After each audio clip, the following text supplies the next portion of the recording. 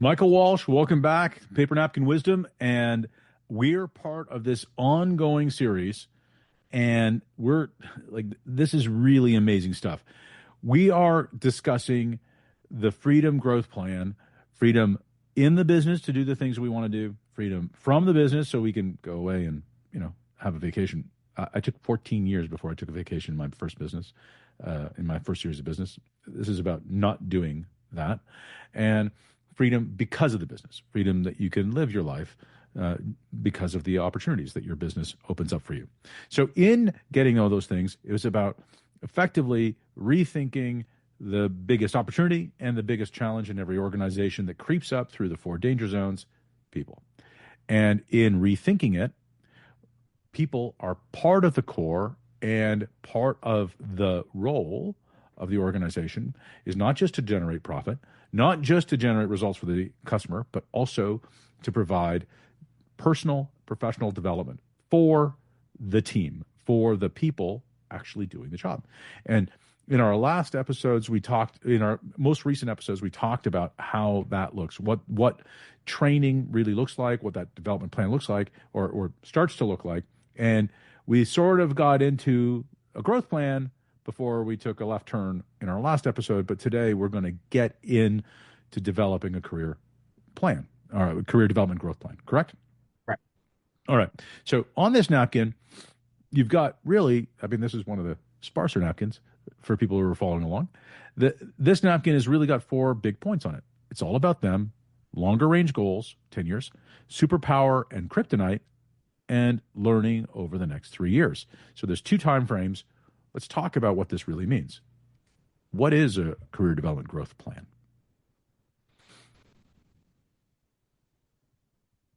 It's a series of questions. Series of questions. Okay. That's all it is. And there are 10 questions in it. Okay. And one of the things that I've been mercilessly heckled about was having napkins that I might actually need, like, I don't know, a roll of toilet paper to deal with rather than just a simple napkin. So there are 10 questions in this. I have not been merciless. No, you've not. You've actually been playful about it. That's been kind of fun. Yeah. But the heckling continues. It does. Yeah, and even the eye roll when you're saying, well, this one's light comparatively speaking, whereas some of the other people can actually, that I've seen you do these tape bracket with them, they can actually have one comment and it's actually got such depth but that's because those people are geniuses. And for this stuff, you're left with me, so we're gonna have to deal with it.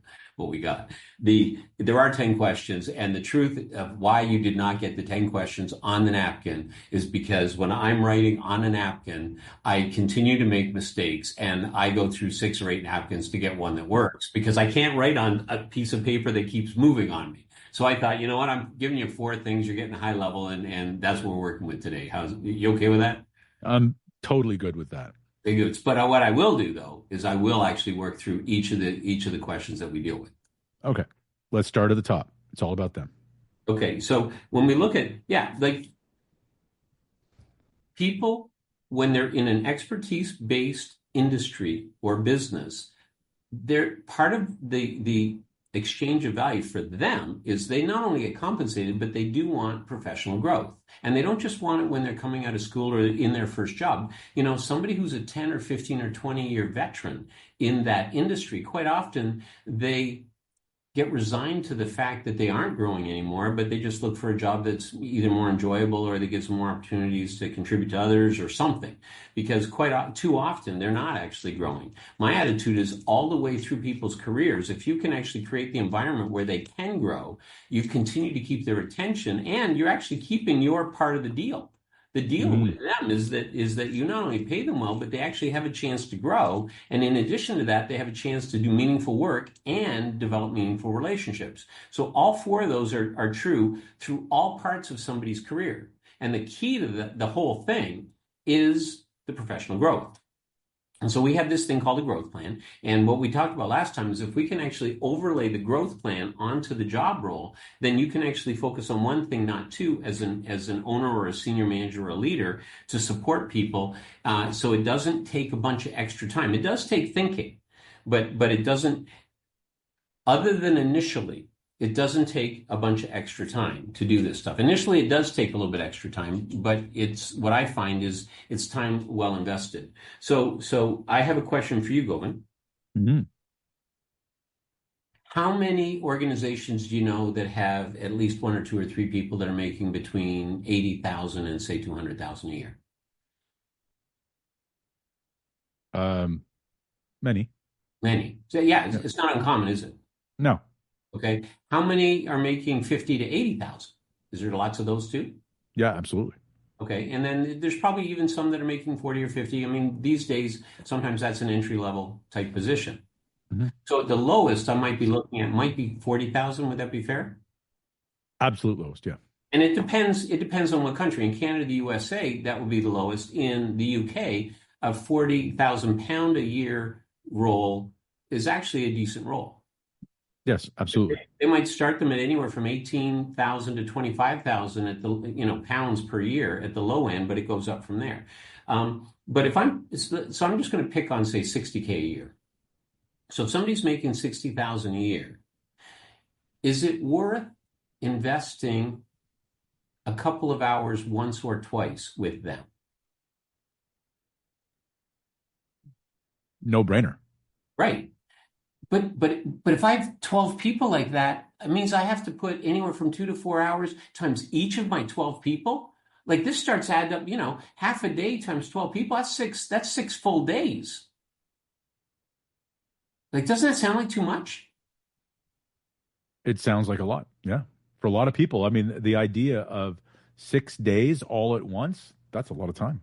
Well, yeah, and so 6 days all at once. But if I've got 6 days and I've got an average of 60,000, that's $720,000 of payroll. If I put in 6 days for 700,000 plus in payroll, and that doesn't even count like the payroll taxes and employee benefits and all the other stuff, I'm probably up somewhere between 820 and 900,000 in payroll just if everybody's at 60. Heaven forbid I have people that are at 80 or 110 or things like that. Okay, so all of a sudden 2 to 4 hours spent with each person. So here's the thing: I may not have it all in one week. But who says I have to do this all in one week? What if I spread it out over 3 months? 3 months is 12 weeks or 13 weeks. And so I can do this one a week for the next 12 weeks and I take the 13th week off. Right? So on the one hand, it sounds like, and people think I have to do it all at once. Oh, I can't do it all at once. So this idea makes no sense. But you said that it's a no-brainer to do it once for one person. Well, what if I did it with that one person? Then I slowly sort of evolved and teased it out. And then I actually taught a couple of my mid-level or higher level people to do it with their people. But again, one at a time over a period of several weeks. Is the time concern still there if I did it that way? No, the time concern isn't there. The results concern is there because if you're like me, once you start getting the value, you want all of the value. Like I want to accelerate it. I want this now. I'm all in. So somebody once told me that, you can have anything you want over a decade.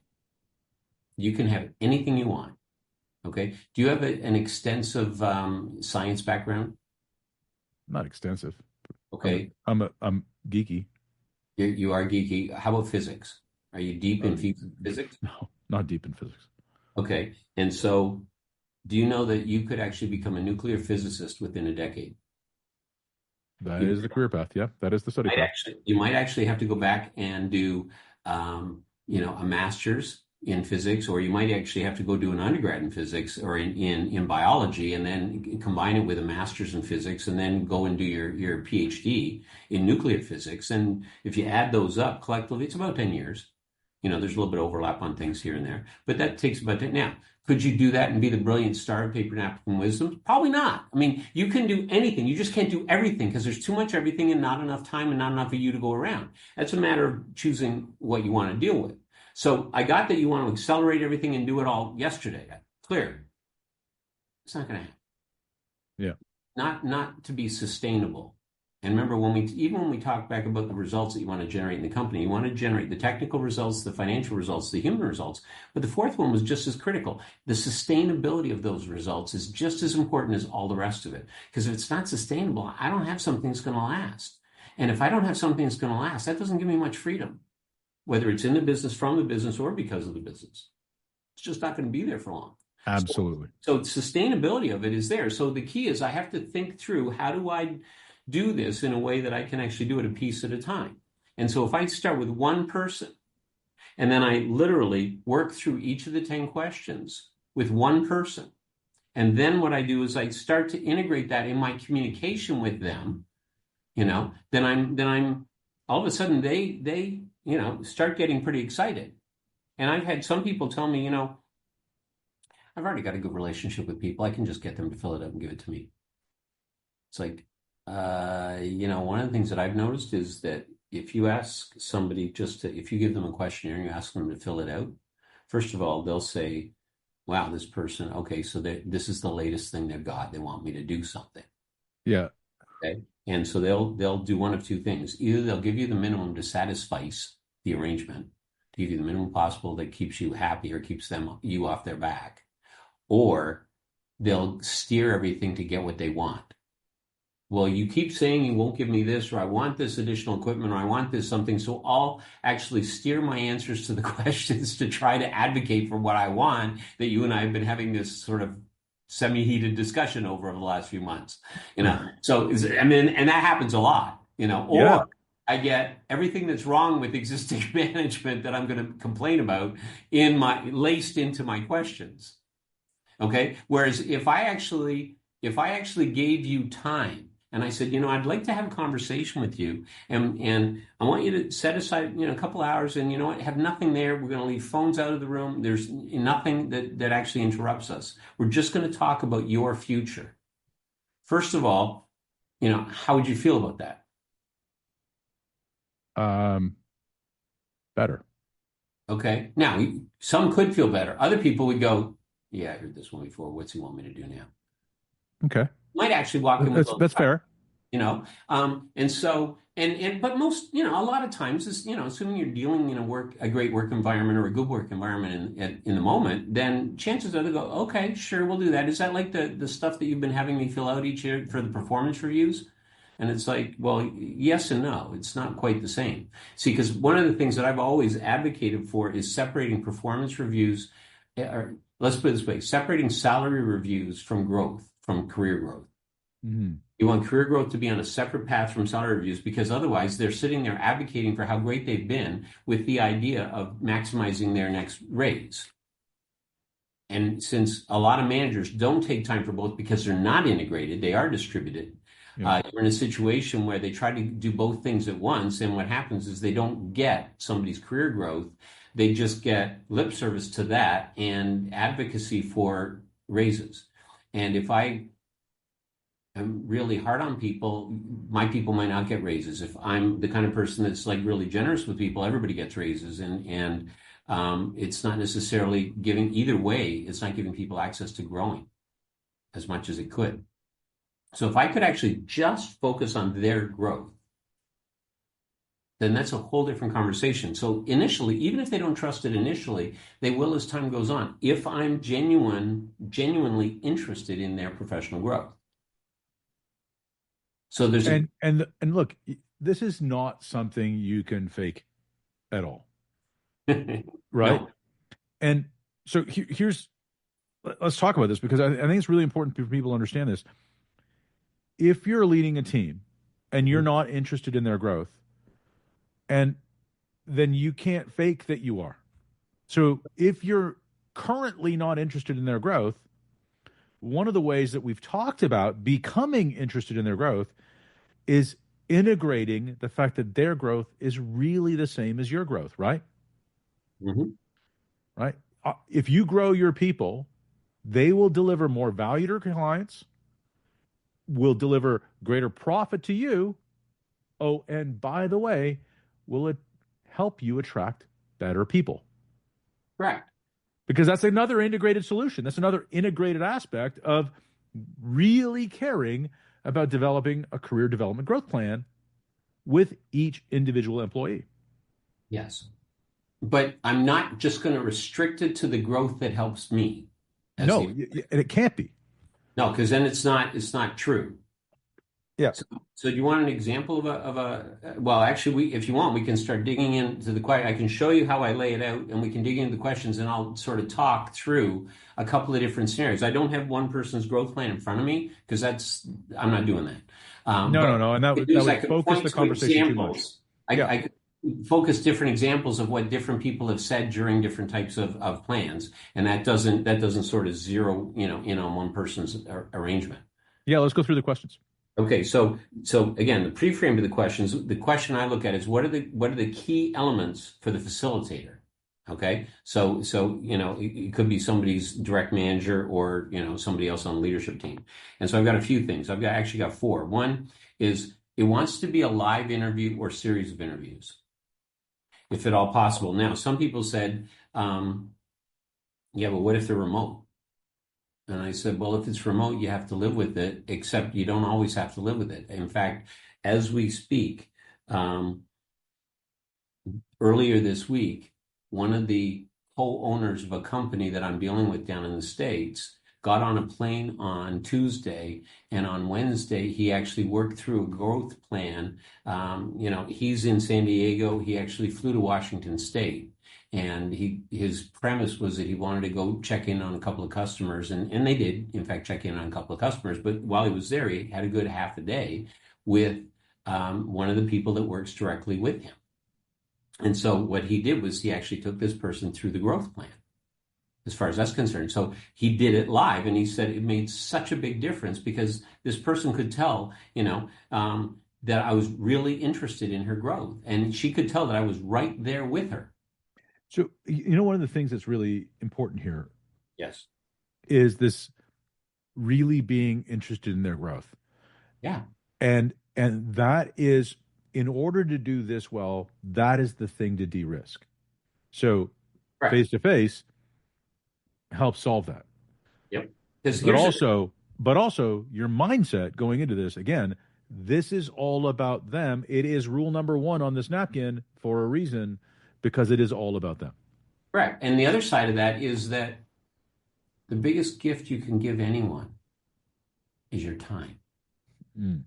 And by actually investing my time in really learning and understanding about what you're interested in your career, all by itself, if it's done and seen to be genuine and authentic, literally, it just builds trust. And I've seen incredibly trusting arrangements where people go, you know what? Our trust is as high as it can be. It can't get higher. It's already that high. And they're like, Michael, I can't believe it. I thought our trust was as high as it could be, and it was and is.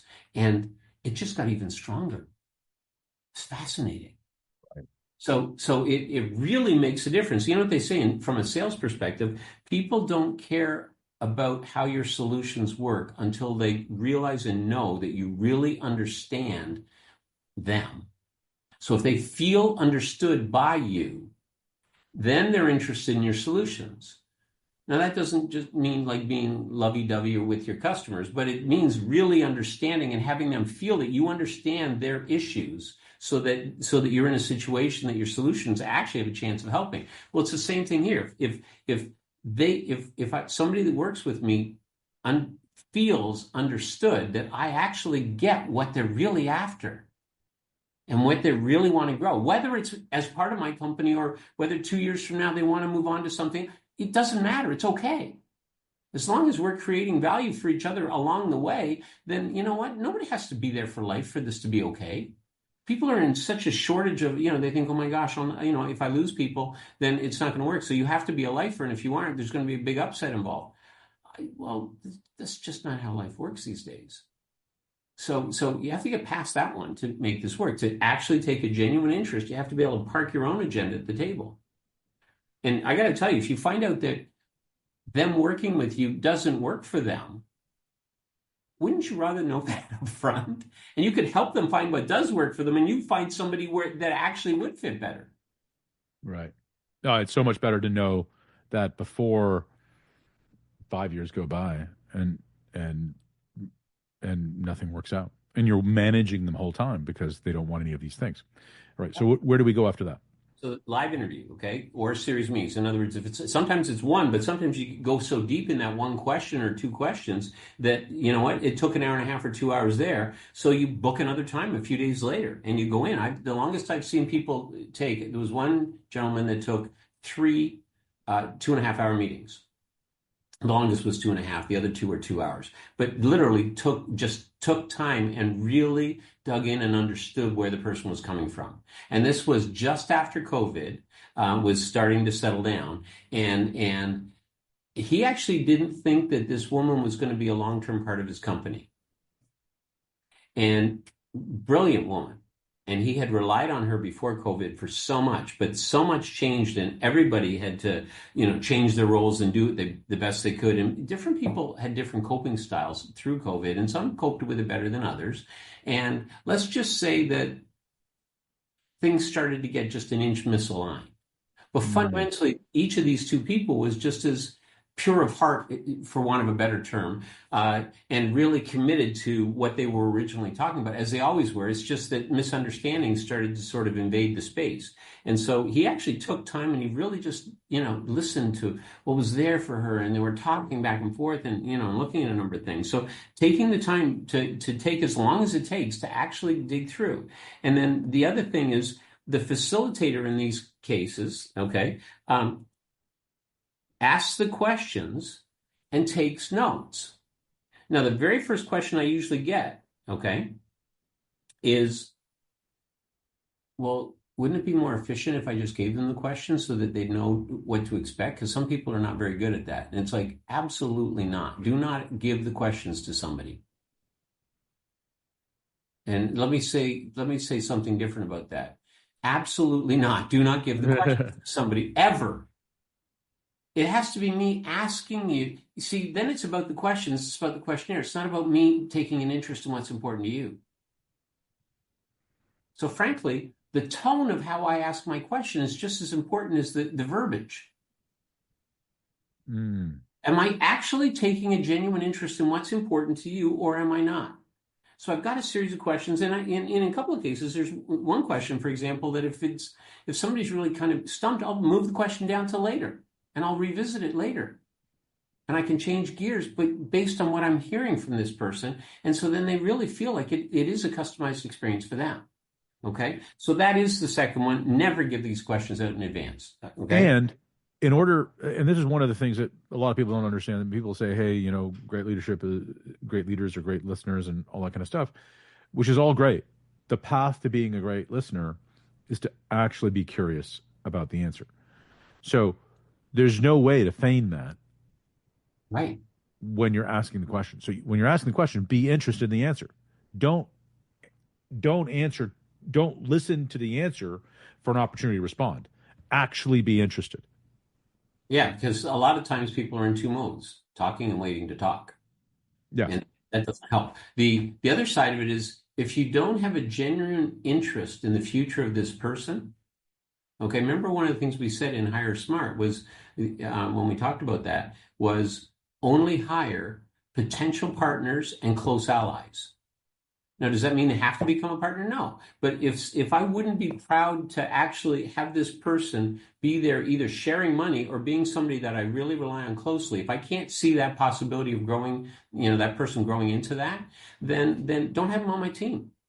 So if there's anybody I don't care enough about to actually really be interested in their growth, just don't have them on your team.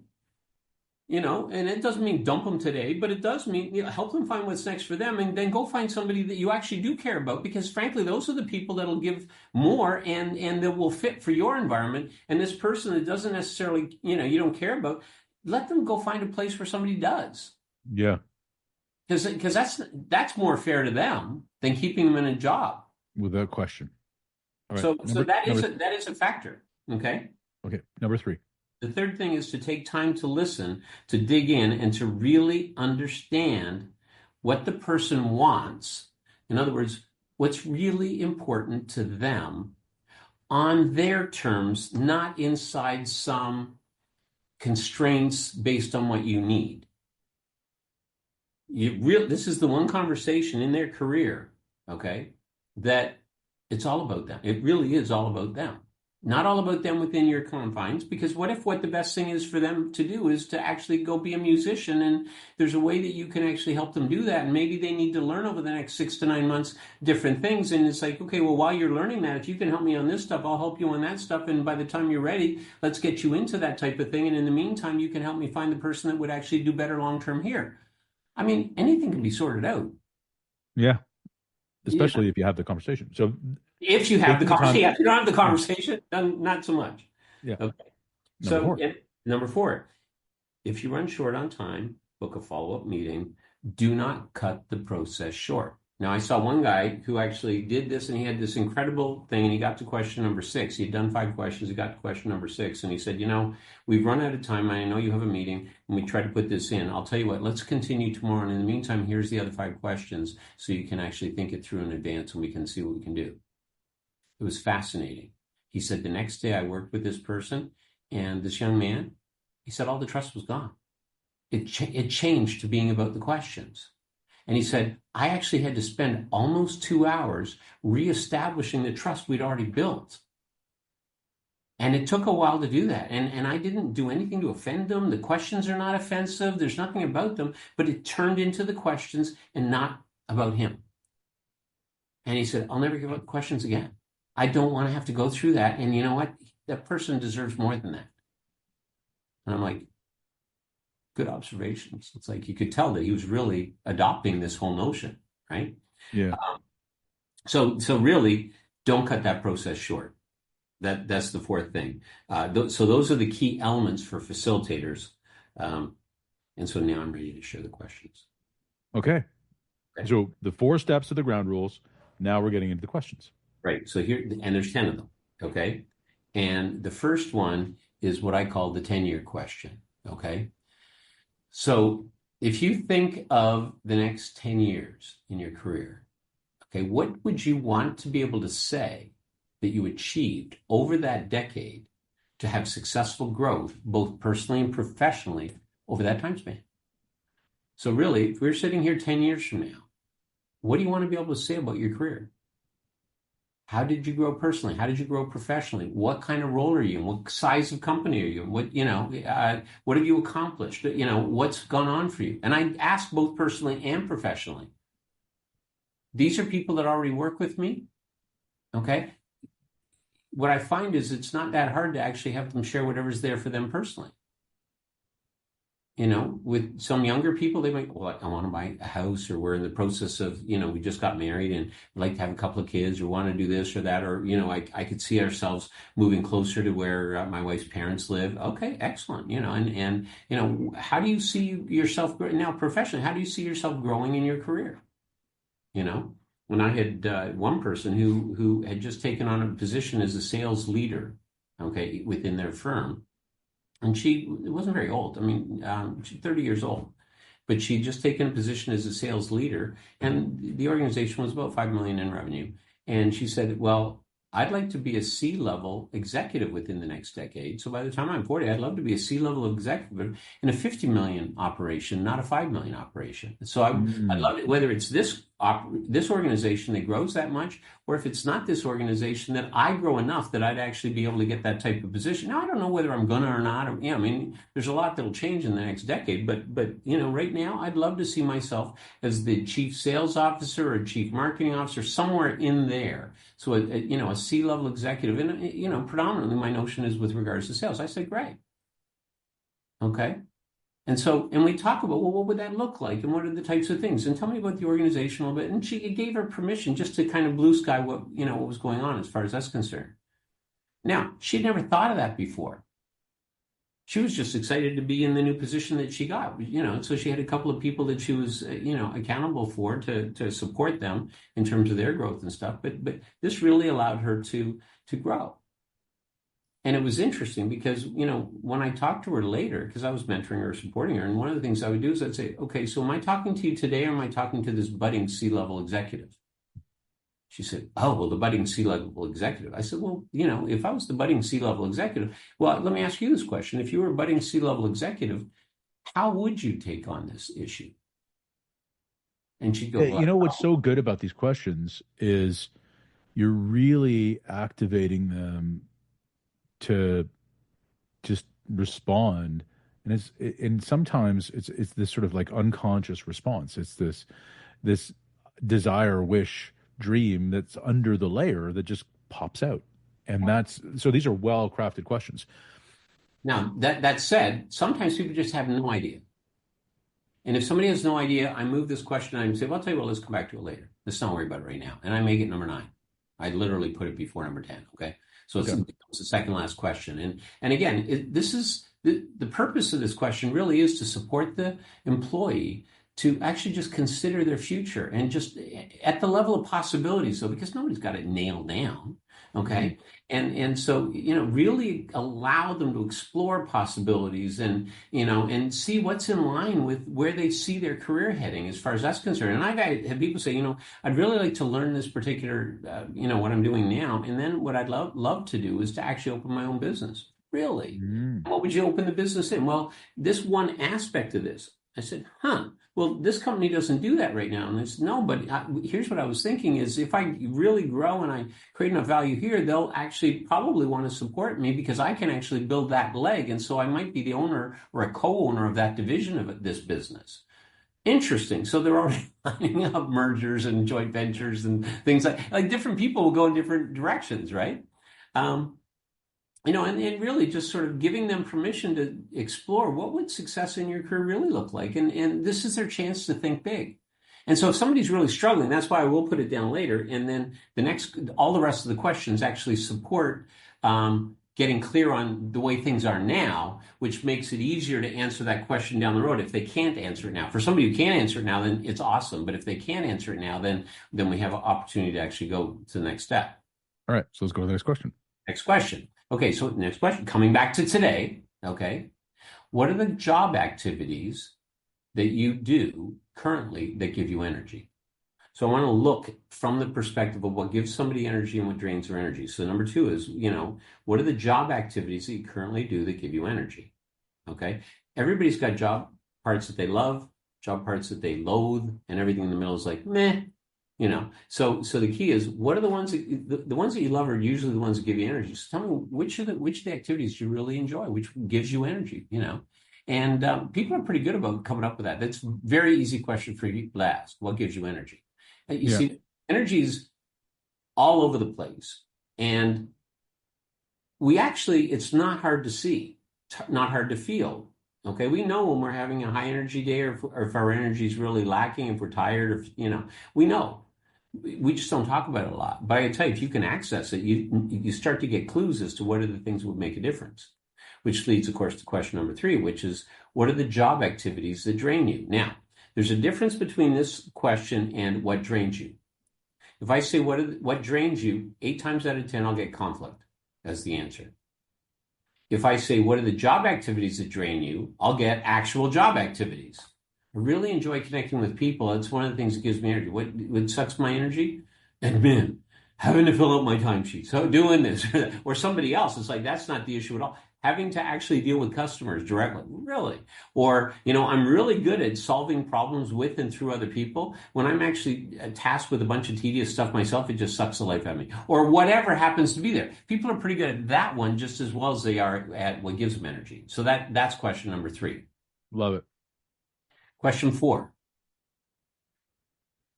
So Govind. Michael. What's your superpower?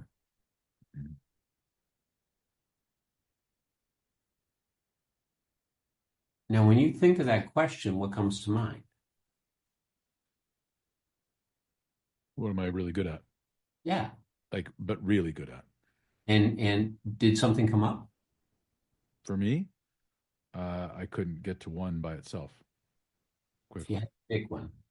Not that I'm going to put you on tape on an international platform where everybody's going to get to hear what you're uniquely good at. I would never do that to you. No, you wouldn't do that to me. I do that to myself. But let's pretend I would. Well, I'd say my superpower is genuinely helping people distill wisdom to something brief, right? Even their own superpower, helping them understand their superpower, helping them win ultimately. How cool is that? It's pretty cool. See, and if somebody goes, well, what do you mean by superpower? I don't know. You know, I mean, Superman could fly, blah, blah, blah, faster than a speeding bullet, all that stuff. But so I'd say, well, if you're not sure what a superpower is, something that you're really, really good at that gives you energy, but that's like the best thing. It's you in your sweet spot. When you're operating in your sweet spot, what would that be? Mm-hmm. Where you're able to make the most of a difference. And people usually tend to come up with something. Okay. Now, here's the question I have. Did you notice that I paused? Actually, probably a little too long to be a little theatrical because, I tried. But I would pause and I just really, really get present with the person. And then I just very quietly ask the question. Mm. And allows them to sit back and it allows them to kind of think so that they actually can reflect on that question. Okay. And using their name is really important in that sentence too. That Absolutely. question, because your people's names are significant. And saying Volkoven, pause, has effect. And I think it certainly got my attention as being something significant. So I liked it. It was really good. Yeah. Now let's say I do actually at some point get through everybody on my teams and I actually understand, we've built a growth plan for each of the people that we're involved with. That's fine. Then I pull together a project team and it's got 4 people on it. Guess how we actually start off the project team meeting? Everybody's superpower. Everybody's superpower. So each person says, this is the superpower that this is what you can count on me for. I will bring this superpower to the table. And we also talk about the kryptonite. Okay, so the next question is, what's your kryptonite? I mean, even Superman had weakness, and the weakness was based in kryptonite. So the question is, what's your kryptonite? What's an area where it just sucks the life out of you? Like if you just, what? If the subject comes up, you just want to change the subject. I hate chasing people for things. Anything. Yeah, so that'll be your kryptonite. Like micromanaging, like the people following up, hate following up. Yeah. So what that tells me, for example, with you as a manager, I would probably, if I was actually hiring for a role to support you, I would look for somebody who's more self-initiating rather than somebody that needs to sort of be led, because chances are you get frustrated and you just start telling them to do stuff and they just sort of give up and just do stuff, because the more you do that, the more they'll actually respond in kind. You probably don't do as well with more junior people that don't have that level of initiative than you do with somebody, whether they're young or old, who does have that level of initiative. Yeah. And so again, just, so knowing your superpower and knowing your kryptonite actually both are quite useful for different reasons as far as that's concerned. So I asked them about that. And then the other thing is, because Superman also had kryptonite involved, okay, because Superman wasn't perfect, what happens is it's okay for me to not be perfect either. And then the next question that I go, when I move beyond that, number 6 is, what are the things that help with the job? In other words, your environment, tools, resources, processes, people, relationships, equipment. What are some of the things that you find that actually help you with your job? And people, quite often, if I give them that kind of a list, they'll jump on something, or they might jump on a couple of things. Actually, the relationships we've got, the mentored support I'm getting is just amazing. Or the software we've got is really makes a big difference. We've got the advanced software now and it's making a big. So what are they telling me? They're telling me, what are the structures that make it easy for them to give their best? I want to know this, because again, if I'm looking at an organization that's constantly outstripping its structures as it grows, I want to know, what are the structures that people rely on and really appreciate that help them bring their best? Because if that structure gets stripped out, I got to find a different way to put it back in so that they actually still feel supported. So it's not just about that, but it's also about really understanding what they use and how they use it as far as that's concerned. So you get their ideas as far as that's concerned. Does that make sense? Yeah, it makes a ton of sense. Okay. And then the next question is, what are the things that make the job harder? Now, I could list the same list, but I don't here. Some people, just by inference, go to the same list. For other people, if there is something like conflict or there's something that really bothers them, what are the things that make the job harder? This is a place where they can actually share that. Because you haven't given them the bandwidth and restriction. I have not given them the restriction here. I absolutely gave it at job activities that give you energy versus drain your energy, but I'm not giving it here. But there's an inference when I say, what helped with the job and what makes the job harder. It sounds like I'm doing two sides of that coin, and I am, except by not putting in the limiters. If somebody really does have an issue with something like conflict resolution or being in difficult situations or something, then it has a chance to show up. And the trust through this whole process continues to build. Okay? So that's why I put that there. Now, 8 and 9 are similar, but it's interesting to see the differences. So number 8 is, what are your favorite aspects of the role? And then I don't just stop there. I always say behind it, things you enjoy where you add the most value. So what I'm doing is favorite aspects of the role. I got to tell you, before I added that, things you enjoy that add the most value, you know what the number one answer was? The pizza cart? Almost. The summer barbecue. So what are what are your favorite aspects of the summer barbecue? It's amazing. Where if I say things that you enjoy where you add the most value, they go, oh. Remember, this is a work environment. My job is to support them in their professional growth. I can't support them in their professional growth, at the pizza cart or at the barbecue.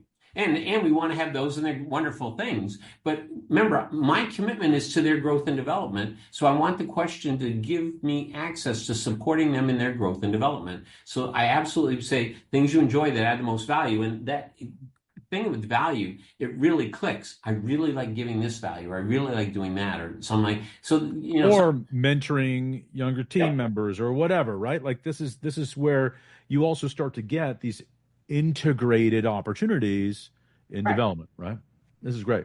I love it. If you're doing it with a manager, quite often I get troubleshooting when people are stuck. I really love helping them solve problems. And then I'll go into another question behind that, saying, so how do you do that?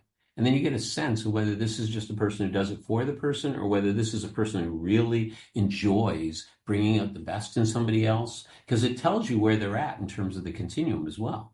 Yeah, and you talked about superhero capes earlier on, but we don't want our managers to put on a superhero cape and solve everybody's problem all the time. No. Come in as the hero. In fact, one of the things that I've heard about leadership, one of the best analogies I have was this notion of a tofu leader.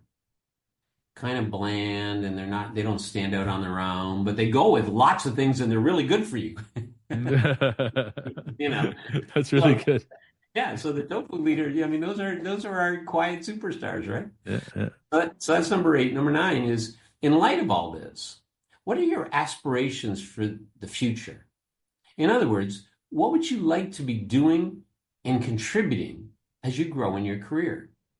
So it sort of takes the present tense thing about what you enjoy that adds most value, and what it does is it starts to head it down to the future. Okay, so in light of all this, what are your favorite aspirations for the future? In other words, what would you like to be doing and contributing as you grow in your career? Now, remember, what would you like to be doing would be all about, like, what would I like to be doing might be about me. But what I'd like to be doing and contributing is all about others. And frankly, people tend to give their best when they're about others. Okay, they're not limited by their own needs or desires. They're looking for what the other person needs as far as us. So you have an other-centric, perspective, and that's where you get the strongest teams, as we'll discover when we play with teams. So that's number 9. Now, remember, number 9 became number 8 if I actually couldn't answer the 10-year question. But you see that I've done enough of a deep dive in terms of what are the things that they like, what are the things that drain their energy, what are the things that that their superpower, their kryptonite, all that kind of stuff. What makes the job easier? What makes what helps? What makes it harder? And where do they see themselves contributing? Now, so I'll tell you what. So now let's look at 10 years out. What are your thoughts? I mean, if you had to take a look, what do you think? Would as far as that's concerned? So I might, just talk to them about that and then see where it goes. Or let's assume I've already got it, like I did with this young woman who actually said she wanted to be a C-level executive in a 50 million organization. And then here comes number 10. In light of what you want over the next decade, and in light of all the various things that we've talked about so far, here's my next question. What are the skills, experiences, or new perspectives that you think you're going to need to learn or develop or refine over the next 3 years? Okay, so that you really, at the end of 3 years, you've got a really, really solid foundation for your, as progress towards your 10-year objectives. So what do you need to learn over the next 3 years so that you've got a great foundation to actually achieve the next 10-year objective? And then they might come up with one or two things, and they typically do. But one of the things that I want to do is expand. You see, if I know, so for example, if I know what a C-level executive in sales looks like, or if I wanted to, quite often we get people that want to be the president of a company. And, in a previous episode, we talked about what are the different areas of accountability. And then I'd say, so, would one of the things you'd want, let's say I deal with my president, of a larger company, and say, so they might say, well, I want to learn this or I want to learn that. And it's like, okay, so how about strategy? Do you think you'd need to learn strategy at a whole new level? And they might say, yeah, I think I might need that. Okay, so would that make a difference for you? I think it would. I'm pretty good at strategy already, but you're right. If I'm going to be at that much larger a company, I probably need that. And say, so what about, what about this whole notion of an ecosystem? I mean, we're participating in that now. Is that something you've had a chance to really explore? So, well, no, not really. I'm just discovering it. Okay. Is that something that you think would be important for you to learn? And then they'd say, I think so. Or somebody else might say, no, I don't need that. No problem. It's got to be their choice. They have to say it. But this is the one area where you want to suggest and make observation. Now, not just to tie them to your type of job, but when you're looking at the type of role they want, honestly, what are the things that you think they might need to learn over the course of the next 3 years to be on track for that 10-year objective? Mm. So let's say you wanted to be an international thought leader over the course of the next decade and, assisting people to really distill things, and really get the wisdom that's available so that they could move their businesses, their families, their communities, their lives forward at a whole different level. The question I look at, and you're already an accomplished guy, so the question I look at is what are the things you think you might need to learn or want to learn that would actually help you do that? And you might say, well, speaking to hundreds and thousands. Right now I speak to up to a couple of hundred, but I haven't really spoken with 10,000 people. Okay. Is that a priority? Well, you know what? I think it's one of the things I might need to learn, or whatever it is that you come up with, how about long-term vision? To what extent is that going to be needed for you to get that? In other words, you'll come up with what you come up with, but then I'll look and see what else would this person need? Now, what am I doing? First of all, I'm really helping them flesh out things that they might need for over the next 3 years for that 10. But the other thing is I want them learning at a level that's larger than their current job. Because if what I'm growing is larger than my current job, I can always fit the job inside the growth plan. Yeah. Some people, and effectively can't you just ask them even things like, okay, so this is what you just said. How do we integrate that learning with what you're doing now? Can't you just ask them that? I don't even have to do that. If I do that, they might take it off in some different direction. Mm. They might say, well, I need to do this. It's like, okay, well, I just got into a brick wall. Whereas what I would do is I would say, so right now your job is this. Tell you what, as we're working together, I know that this is really important to you. See, I'm not going to actually, if I say, how do I integrate it into your job? There it is. I told you it was all about the company. Got it. Or I get your agenda. And if you've got an agenda that doesn't have anything to do with the company, then I get that. Okay? Whereas if I look at that, I say, well, currently this is the role that you've got. I'll tell you what, as we work together in how you're doing your job, because I mean, you're always learning and growing, why don't we set it up so if we've got opportunities to hit one of these 7 or 8 items, because quite often we come up with 6, 8, 9 items, but we actually integrate them together. So we say, okay, so when we're doing this part of the job, why don't I do, like when we talk about thinking strategically, I'll tell you what, next time we do one of those, let's just spend a little time and see how that actually has strategic implications for the larger elements that this particular client is looking at. And we can sort of dance with that. Is that something, would you like to use the parts of your job to help you do that? And they're like, yeah. Okay, well, let's work on that together as we go. And so rather than a quarterly and a 6-month and an annual, this is just an ongoing active dialogue, but it's always tied to their growth plan. And their growth plan is what I'm using. And the job are the tool, the elements of the job are the tools that I use to deliver the growth plan. So I never have to talk really about the job except integrating it with their growth plan. Now all my conversations are about them, and an ecosystem really is about their growth, and it's about, it's got to be for everybody. And if you give this lip service, it doesn't work. We know that. But at the same time, if I'm honestly listening for how I can actually support their growth and use their job to support them with their growth, then we're all set. Now, if I've got them in the wrong job, I'll discover that too. Because the truth is, if I got them in the wrong job, it's not going to work anyway. Yeah, that's so for I sure. learned so much here, and it takes a couple of cuts, 2 or 3 cuts to actually get this one right. Love it. Those are the 10 steps that we talk about. And from there, I can now integrate them, okay, as far as that's concerned. And again, the key is the questions have to be asked with genuine interest, sorry. And then acknowledged with like really whatever your authentic feelings are about that. If someone says, well, I really want to do this, and you go, really? That sounds really creepy. Tell me about that. I mean, if I'm authentic with them, I can just say what's really there for me, and don't be offensive about it. But at the same time, they're like, yeah, I know, it's creepy. Isn't that cool? It's like, sure, let's go with cool. Yeah. Not myself, but it's like, this is your plan, not mine. Whatever it takes to support you, I will do. That's amazing. All right. So we've gotten through train and grow your people. And this is the final piece of that, which is building or developing a career growth plan. And there are 10 important questions after the 4 ground rules. Michael, this was. I have another question for you. Of course you do. I know this is a longer one, but here's the other side of it. What are the chances, whether it's 2 hours or 4 hours or even 6 hours, that you can nail somebody's 10 years? What are your thoughts? I don't think you can miss. For people who are not familiar with these concepts, living at the level of possibility all the way through the questions, the way the questions are put together, the way you've constructed the questions are really designed to access their unconscious mind in support of the answer.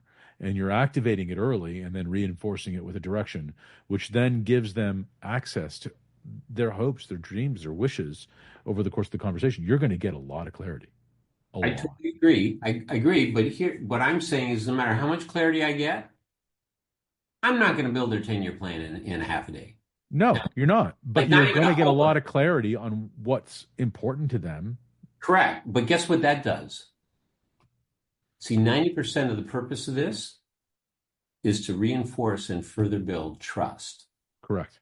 The other 10% is about starting to set a direction, but also it's about having a common language based on what's important to them to continue the communication as we go. Because I need an integrative result. I don't want to be doing their growth and the job. I want them together. So if I talk about their growth, and the job comes along with the growth, we're set. But the trust is so high that they know that I'm actually doing the growth. They know they're expected to do the job. Of course, that's what they're paid for. But I got to tell you, the trust is really strong when that's tied to their growth, but their growth on their terms for what's important to them genuinely, not just what I'm claiming is important to them while I sort of contort them into what I want them to be.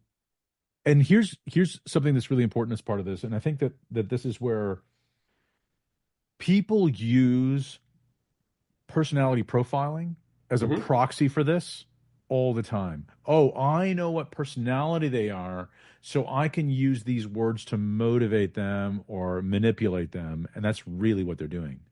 What you're doing and what this framework supports is a much more deep, trusting connection that allows for an integrated model to exist, allows for the ecosystem to exist, and permits the kind of freedom we're talking about, right? Like, we're not talking about, oh, I just want to be able to take my weekends off. We're talking about freedom in the business to do the work you want to do. We're talking about freedom from the business so you can get away and live your life, and freedom because of the business so you can enjoy aspects of your life, family life, other things that have nothing to do with the business at all.